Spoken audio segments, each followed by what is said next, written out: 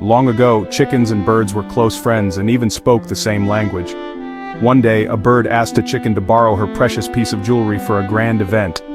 The chicken, trusting her friend, agreed, saying, "Make sure to bring it back as soon as you're done."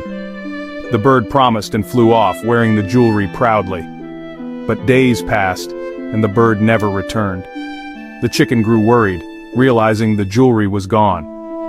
To this day, chickens peck at the ground, hoping to find that lost jewelry. And so, a simple broken promise became a habit for chickens everywhere.